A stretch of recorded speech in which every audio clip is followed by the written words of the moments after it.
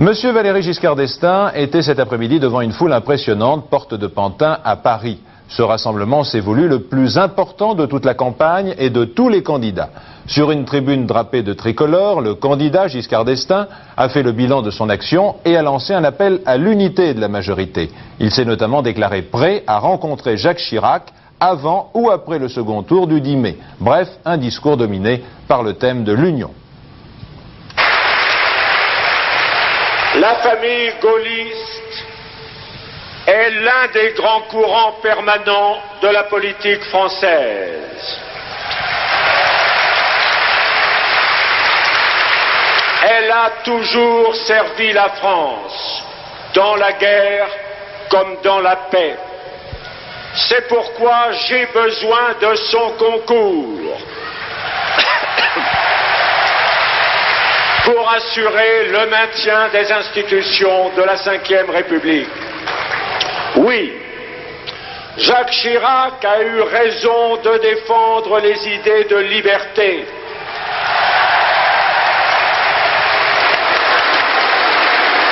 De responsabilité et de lutte contre la bureaucratisation rampante.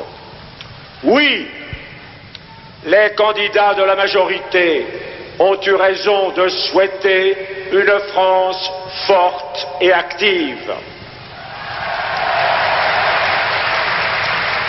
Puisque je suis le seul à pouvoir en parler au second tour, j'ai le devoir de reprendre ces thèmes. Je le ferai d'autant plus facilement que ces idées sont les miennes. Voilà mon devoir.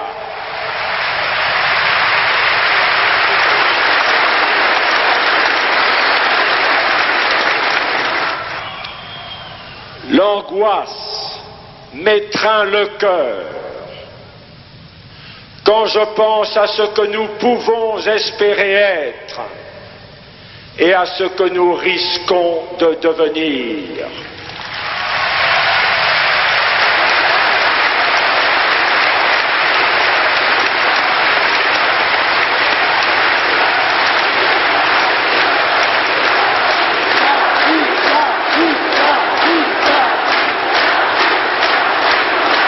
Et je vais répéter ma phrase pour que vous l'emportiez avec vous, dans Paris, autour de Paris et dans vos provinces, proches ou lointaines.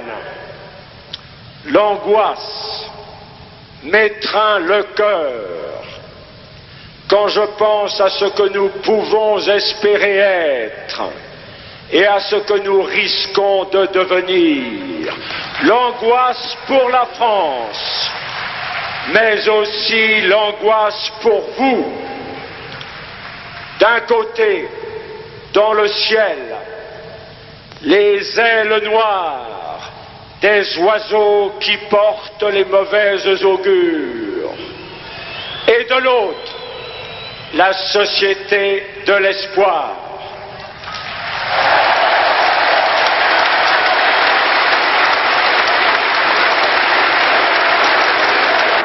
Pas d'attaque, pas d'insulte, priorité aux grands problèmes, dans la clarté, la simplicité et la franchise.